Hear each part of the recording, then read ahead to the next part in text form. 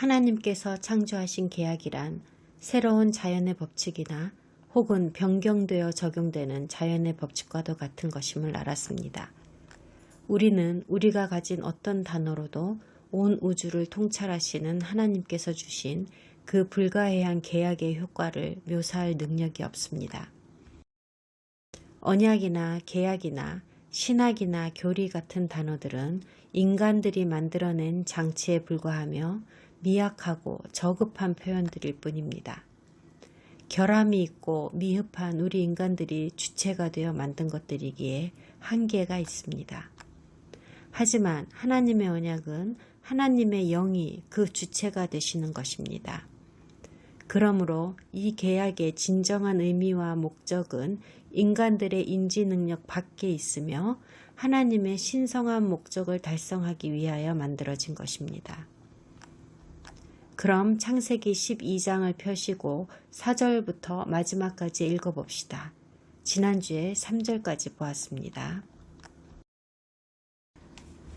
이에 아브람이 여호와의 말씀을 따라갔고 롯도 그와 함께 갔으며 아브람이 하란을 떠날 때에 75세였더라.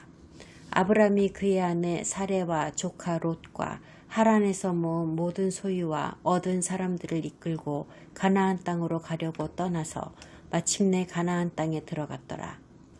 아브람이 그 땅을 지나 세겜 땅 모레 상수리 나무에 이르니 그때에 가나안 사람이 그 땅에 거주하였더라. 여호와께서 아브람에게 나타나 이르시되 내가 이 땅을 내 자손에게 주리라 하신지라. 자기에게 나타나신 여호와께 그가 그곳에서 제단을 쌓고 거기서 베델 동쪽 산으로 옮겨 장막을 치니 서쪽은 베델이요 동쪽은 아이라. 그가 그곳에서 여호와께 제단을 쌓고 여호와의 이름을 부르더니 점점 남방으로 옮겨갔더라. 그 땅에 기근이 들었으므로 아브람이 애굽에 거류하려고 그리로 내려갔으니 이는 그 땅에 기근이 심하였습니다. 그가 애굽에 가까이 이르렀을 때에 그의 아내 사레에게 말하되 내가 알기에 그대는 아리따운 여인이라. 애굽 사람이 그대를 볼 때에 이르기를 이는 그의 아내라 하여 나는 죽이고 그대는 살리리니 원하건대 그대는 나의 누이라 하라. 그러면 내가 그대로 말미암아 안전하고 내 목숨이 그대로 말미암아 보존되리라 하니라. 아브람이 애굽에 이르렀을 때에 애굽 사람들이 그 여인이 심히 아리따움을 보았고 바로의 고관들도 그를 보고 바로 앞에서 칭찬하므로 그 여인을 바로의 궁으로 이끌어들인지라. 이에 바로가 그로 말미암아 아브람을 후대하므로 아브람이 양과 소와 노비와 암수 나귀와 낙타를 얻었더라. 여호와께서 아브람의 아내 사레의 일로 바로와 그 집에 큰 재앙을 내리신지라. 바로가 아브람을 불러서 이르되 네가 어찌하여 나에게 이렇게 행하였느냐. 내가 어찌하여 그를 내 아내라고 내게 말하지 아니하였느냐. 내가 어찌 그를 누이라 하여 내가 그를 데려다가 아내를 삼게 하였느냐. 내 아내가 여기 있으니 이제 데려가라 하고 바로가 사람들에게 그의 일을 명하매 그들이 그와 함께 그의 아내와 그의 모든 소유를 보내었더라. 아브라함은 우리 조상의 아버지라 불리우는 일련의 인물들 중에 제일 첫 번째 인물입니다. 때때로 노아도 우리 조상의 아버지라 불리우기는 합니다만 사사나 왕들이나 선지자들만이 재판하고 다스리고 예언하는 유일한 사람들이 아니었던 것과 같은 경우입니다. 노아는 기술적으로는 조상의 아버지의 분류에 속하지 않습니다. 아버지와 아들과 손자인 아브라함과 이삭과 그리고 야곱이 성경에서 말하는 우리 조상의 아버지들에 해당합니다. 구약 성경만 봐서는 하란을 떠나 옮겨가라는 하나님의 명령을 아브라함이 정확히 어느 지역에서 받았는지는 알 수가 없습니다.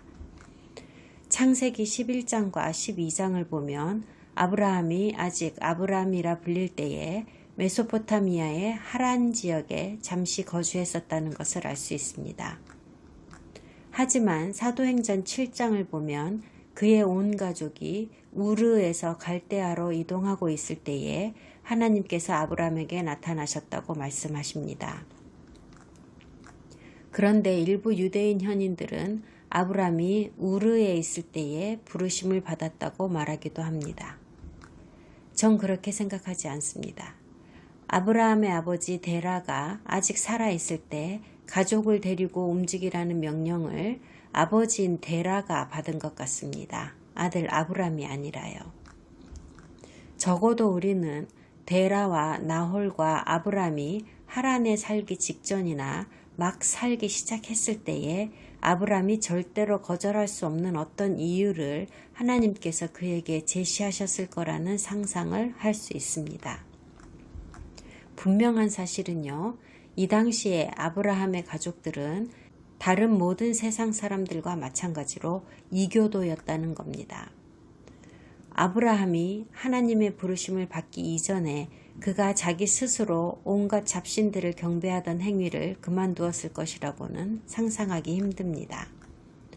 모든 정황으로 미루어 보아 아브라함은 다른 가족들에게 괴팍한 사람이라고 낙인 찍히지는 않았었던 것 같거든요. 제가 어떻게 하냐면요. 지금 이 상황과 비교할 수 있는 말씀이 노아의 상황에 있었기 때문입니다. 노아는 당대의 의인이라 라고 하신 토라의 말씀인데요. 그가 세상의 모든 사람과는 다른 괴팍한 사람이었다는 뜻입니다.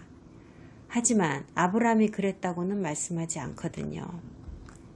그리고 하나님께서 아브라함에게 주신 명령인 자기 나라와 아버지와 친척들을 떠나라고 하신 것은 그를 분리시키겠다는 그분의 뜻이 내포되어 있는 명령입니다. 아브라함이 앞으로 해야 하는 일은 그가 가족들과 함께 있으면서는 이루어낼 수가 없는 일이기 때문인데요. 거짓된 자기 종교를 완전히 버려야 하는 일이기 때문입니다. 하나님의 나누시고 선택하시고 구별하시는 패턴이 계속해서 나타나고 있는데 이 장면 역시 하나님을 온전히 섬기고 그분만을 위해 존재하는 한 나라와 한 민족을 선택하시기 위하여 하나님께서 아브라함을 부르시는 장면입니다. 그가 전에는 알지도 못하고 듣지도 못했던 새로운 신이 말씀하신 이 몇 마디 말씀을 약속으로 부여잡고 이제까지 알던 모든 것을 뒤로 하는 데는 엄청난 고민과 의구심과 두려움이 있었을 것이라고 저는 믿어 의심치 않습니다. 또한 하나님의 명령을 곧바로 알아듣고 온전히 순수한 마음으로 실행에 옮겼을 거라고도 생각할 수가 없어요. 누구라도 아브라함처럼 선택받고 구별되어질 수 있습니다. 하지만 75년간의 인생을 살면서 아무런 의구심도 없이 습관적으로 행하며 평생 진리로 알고 모셔온 이교도 숭배를 한순간에 떨쳐버리는 일은 누구나 할 수 있는 게 아닙니다. 그게 쉬운 일이었다면 아브라함이 그가 한평생을 함께하고 따르던 다른 이들로부터 굳이 격리될 필요가 없었을 테니까요. 사람들은 익숙한 환경에서 떠나고 싶어 하지 않습니다. 그 익숙한 환경이 우리에게 짐이 되고 우리를 파멸에 이르게 한다고 하더라도요. 비록 끔찍하거나 공허한 삶이라고 하더라도 현재 상황에서 안정된 생활을 유지하는 것이 갑자기 변화가 생겨서 알지 못하는 불안한 미래를 마주해야 하는 것보다는 차라리 낫다고 여깁니다. 우리는 우리가 현재 가지고 있는 것은 그대로 유지하면서 앞으로 전진하기를 원하지요. 바위에 붙어있는 전복처럼 말이죠. 모든 것을 다 내려놓을 수는 없어요. 하나님께서 우리에게 보여주시는 패턴은 단순한 분리가 아니고 단순한 선택도 아니며 혹은 분리해내신 다음에 선택하시는 것도 아닙니다. 그분의 예언적인 목적이 달성될 때까지 모든 것을 재조립하고 단련하시는 이 역동적인 과정의 세 번째이자 마지막 필수 불가결한 과정은 처음 두 작업과 함께 발생해야 하는데요. 그 세 번째 과정이 바로 분리인 것입니다. 분리는 하나님을 섬긴다는 목적을 달성하기 위하여 꼭 필요한 전제 조건입니다. 가족으로부터 분리되는 일도 생길까요? 그렇습니다. 그 대표적인 예가 여기 아브라함의 이 이야기입니다. 저는 이혼에 관해 이야기하고 있는 것은 아닙니다만 분리되는 방법 중에는 이혼도 있을 수 있겠지요. 이혼은 하나님의 뜻은 아니긴 합니다. 사람들 스스로는 잘못된 판단을 한 결과로 이혼을 선택하지만 하나님은 선한 목적을 달성하시기 위하여 이혼을 허락하기도 하십니다. 이혼이나 이별의 원인은 배우자의 죽음일 수도 있고 부모의 영향력일 수도 있습니다. 아브라함이 그랬듯이 하나님이 여러분에게 어떤 뜻이 있으실 때는 여러분은 이전의 것들에 미련을 가져서는 안 됩니다. 그것들과 헤어지는 것이 고통스러울지라도요. 그런 이별의 상대가 여러분의 아주 오래된 절친일 수도 있습니다. 무엇과도 바꿀 수 없는 사람이라 해도 당신은 따라야 합니다. 당신이 온 마음으로 여호와를 섬기는 것을 보고 괴팍하다고 사람들에게 손가락질 받는 한이 있더라도 말입니다. 그런 이별의 상대가 당신이 오랫동안 출석해온 교회나 성회가 될 수도 있습니다. 이미 오래전에 처음 사랑을 잃어버린 그런 교회 말입니다. 이제는 눈이 멀어서 세상을 사랑하고 교만한 교리를 붙들고 있는 자들로 운영되는 그런 교회 말입니다. 계시록을 읽어보면 교회들이 그런 식으로 타락해가는 것이 이상한 일도 아닙니다. 구별과 분리에 대한 개념은 그리스도의 가르침의 핵심입니다. 사실 눈치채지 못한 사람들이 많이 있지만요. 우리의 구세주께서 논란의 여지가 있는 말씀들을 많이 하셨지요. 분리와 구별에 대해 주님께서 무엇라 하셨는지 들어보시죠. 누가복음 14장 26절 무릇 내게 오는 자가 자기 부모와 처자와 형제와 자매와 및 자기 목숨까지 미워하지 아니하면 능히 나의 제자가 되지 못하고. 이 말씀은 구별에 대한 말씀입니다. 우리가 흔히 생각하던 증오에 대한 말씀이 아닙니다. 아브라함이 그의 가족에게서 떠난 것처럼 여러분이 부르심을 받았을 때 여러분과 가장 친한 사람들이 여러분을 색안경으로 볼 것을 대비하라는 말씀입니다. 당신이 더 이상 사악한 과거에 얽매여 있지 않다는 것을 깨달았을 때 우리가 하나님의 부르심을 받았다는 것을 알게 됩니다. 이 주제에 대해 예수님께서 하신 말씀을 하나 더 들어보세요. 마태복음 10장입니다. 내가 세상에 화평을 주러 온 줄로 생각지 말라. 정말 무서운 말씀 아닙니까? 내가 세상에 화평을 주러 온 줄로 생각지 말라. 화평이 아니요 검을 주러 왔노라.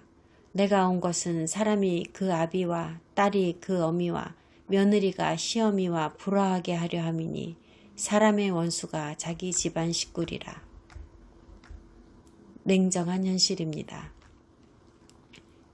성경을 읽어보면 아브라함의 많은 가족들이 그의 대적이 되었습니다.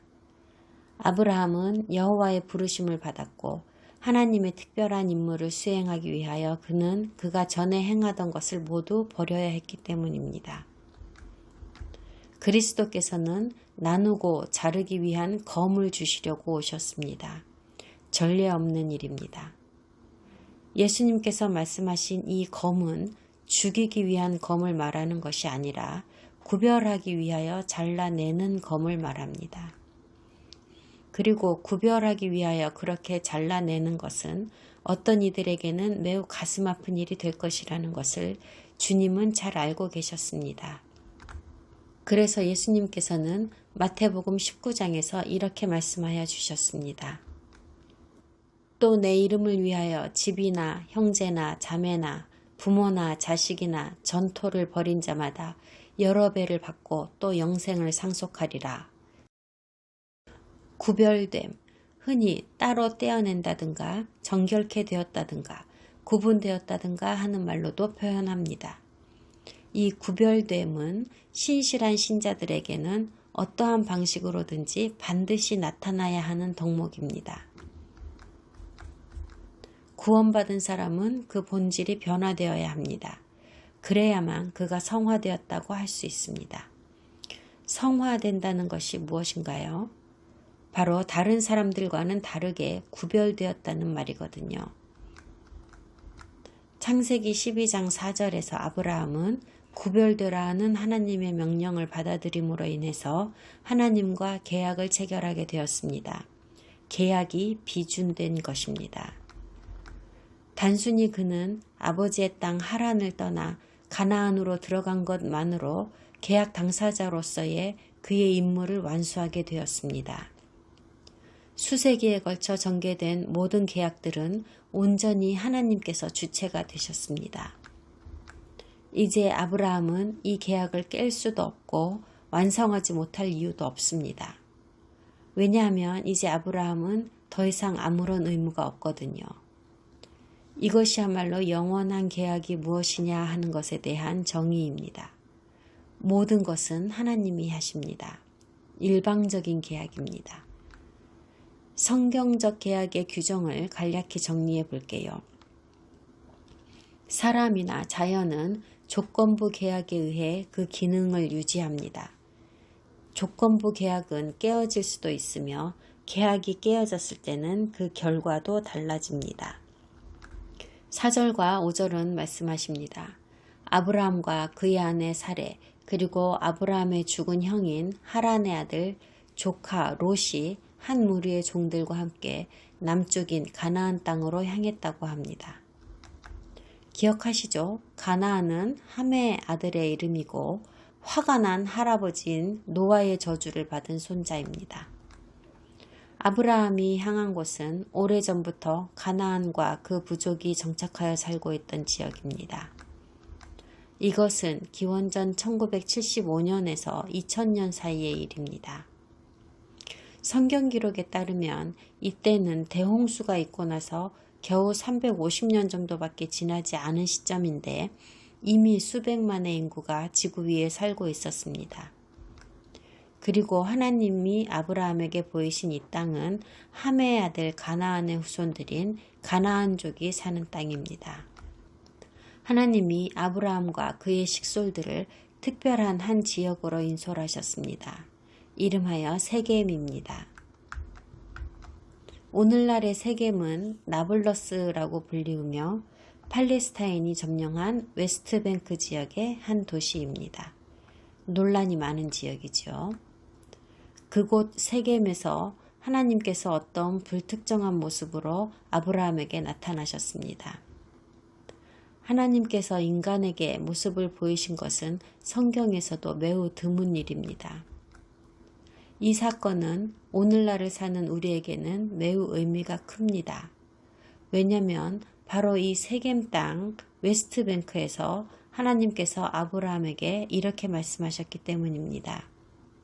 내가 너와 너의 자손들에게 주고자 하는 땅이 바로 이곳이다. 당연한 수순으로 아브라함은 여호와께 제사를 드릴 제단을 거기에 쌓았습니다. 하나님의 선택이었는지 아브라함의 뜻이었는지 그들은 남쪽으로 이동을 한 것 같습니다. 한 3, 4일쯤 걸려서 25마일쯤을 가다가 베델과 아이 근처에서 멈추었습니다. 베델과 아이는 1, 2마일 정도밖에 안 떨어져 있는 곳입니다. 거기서 아브라함은 하나님께 또 제단을 쌓았습니다. 어느 정도 시간이 흐른 후에 그와 그의 가족들이 남쪽을 향해 사막 지역으로 이동했는데요.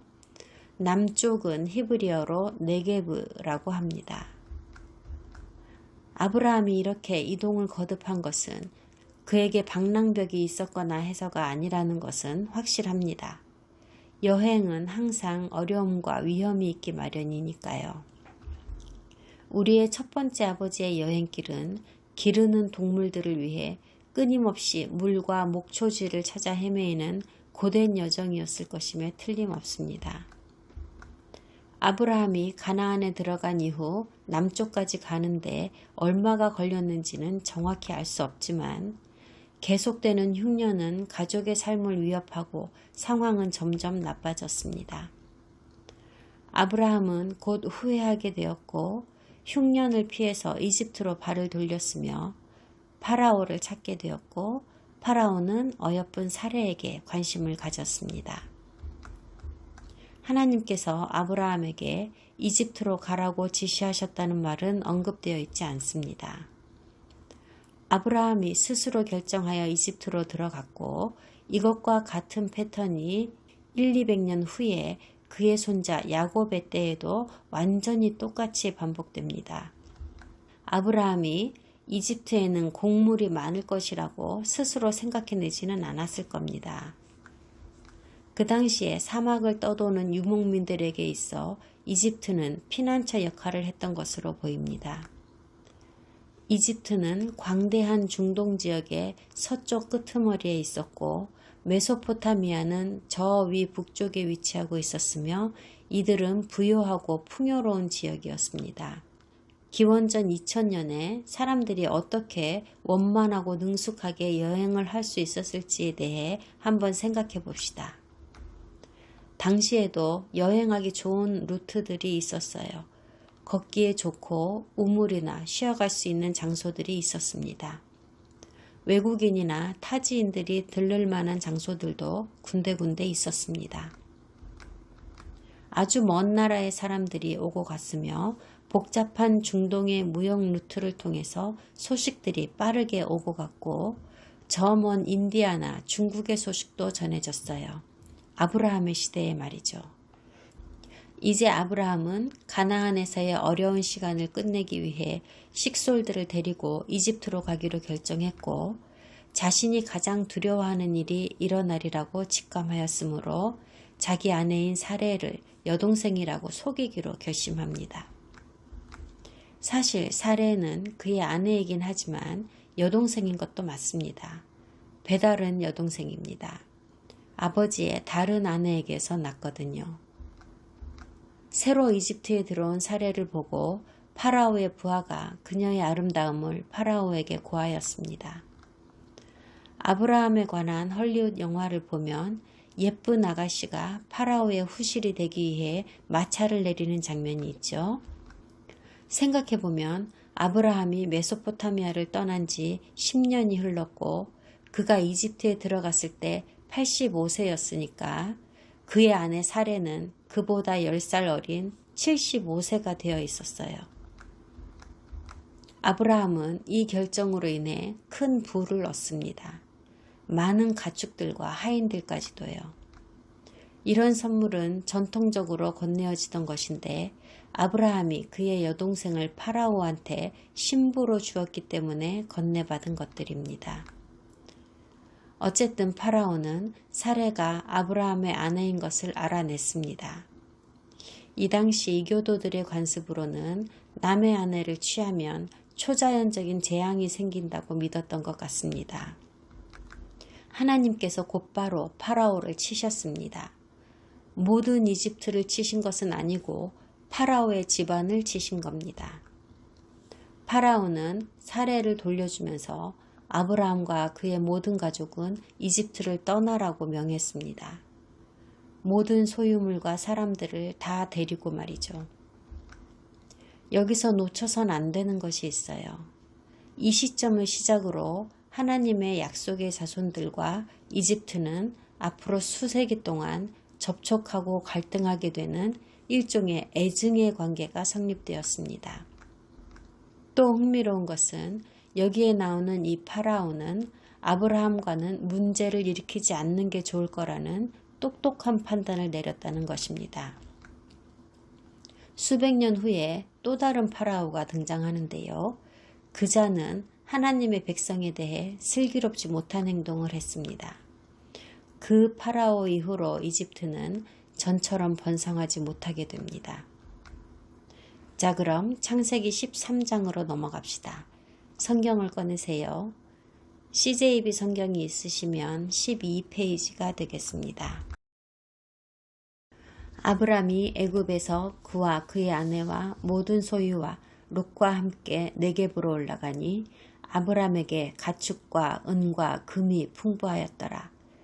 그가 네겝에서부터 길을 떠나 베델에 이르며 베델과 아이 사이 곧 전에 장막 쳤던 곳에 이르니 그가 처음으로 제단을 쌓은 곳이라.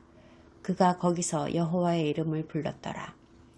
아브람의 일행 롯도 양과 소와 장막이 있으므로 그 땅이 그들이 동거하기에 넉넉하지 못하였으니 이는 그들의 소유가 많아서 동거할 수 없었음이니라. 그러므로 아브람의 가축의 목자와 롯의 가축의 목자가 서로 다투고 또 가나안 사람과 브리스 사람도 그 땅에 거주하였는지라. 아브람이 롯에게 이르되 우리는 한 친족이라 나나 너나 내 목자나 네 목자나 서로 다투게 하지 말자. 네 앞에 온 땅이 있지 아니하냐. 나를 떠나가라. 네가 좌하면 나는 우하고 네가 우하면 나는 좌하리라. 이에 롯이 눈을 들어 요단 지역을 바라본즉 소알까지 온 땅에 물이 넉넉하니 여호와께서 소돔과 고모라를 멸하시기 전이었으므로 여호와의 동산 같고 애굽 땅과 같았더라. 그러므로 롯이 요단 온 지역을 택하고 동으로 옮기니 그들이 서로 떠난지라.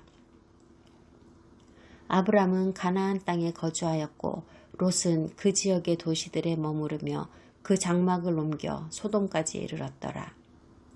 소돔 사람은 여호와 앞에 악하며 큰 죄인이었더라. 롯이 아브람을 떠난 후에 여호와께서 아브람에게 이르시되 너는 눈을 들어 너 있는 곳에서 북쪽과 남쪽 그리고 동쪽과 서쪽을 바라보라. 보이는 땅을 내가 너와 내 자손에게 주리니 영원히 이르리라. 내가 내 자손이 땅의 티끌 같게 하리니 사람이 땅의 티끌을 능히 셀 수 있을진데 내 자손도 세리라. 너는 일어나 그 땅을 종과 횡으로 두루 다녀보라. 내가 그것을 내게 주리라. 이에 아브람이 장막을 옮겨 헤브론에 있는 마므레 상수리 수풀에 이르러 거주하며 거기서 여호와를 위하여 제단을 쌓았더라. 아브라함과 가족들이 이집트를 떠나서 가나안으로 다시 올라갔습니다. 그리고 2절에서 이제 그가 매우 부유하다고 말씀합니다. 이집트로 가서 많은 재물을 챙겨온 겁니다. 상상해 보세요. 파라오가 아브라함에게 금과 은과 보석과 가축들과 그가 원하는 모든 것을 바리바리 실어주면서 제발 너의 신을 데리고 여기서 좀 떠나달라고 애원하는 장면을요.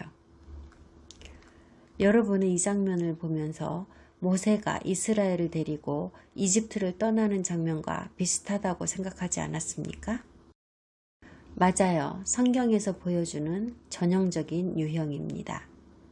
수백 년 후에 일어날 사건의 패턴이 여기에서 미리 보여지는 겁니다. 야곱이 이집트로 들어오는 상황과 그리고 지금은 이스라엘인이라고 불리는 야곱의 백성이 이집트에서 탈출하는 상황을 미리 패턴으로 보여주고 있는 겁니다.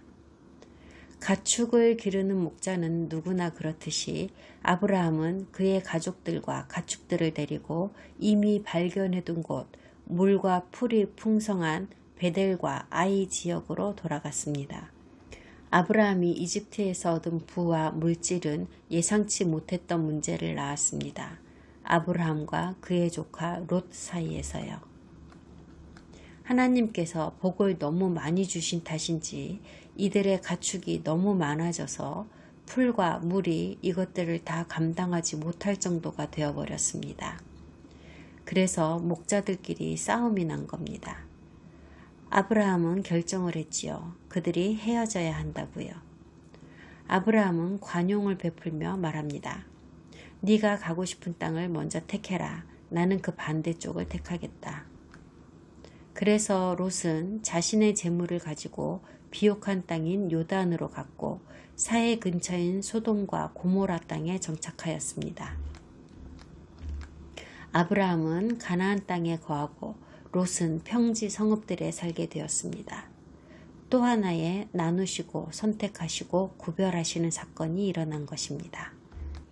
아브라함은 롯과 헤어지면서 롯이 가진 의롭지 못한 영으로부터도 완전히 분리되었습니다. 소돔은 사악함으로 악명 높은 도시였고 롯은 그것을 잘 알고 있었습니다. 롯이 그것에 미혹되어서 그곳을 선택한 거니까요. 나이도 더 많고 지혜로운 아브라함이 롯에게 먼저 선택할 수 있는 권리를 주었다는 것은 그가 무엇을 선택할지 이미 알고 있었다는 말입니다.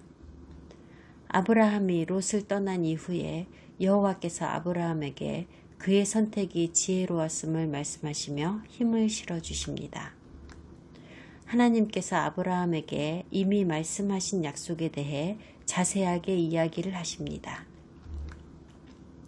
15절에서 말씀하시듯이 보이는 모든 땅이 너와 너의 자손의 것이 될 거랍니다. 아드올람 그들의 땅이 되리라.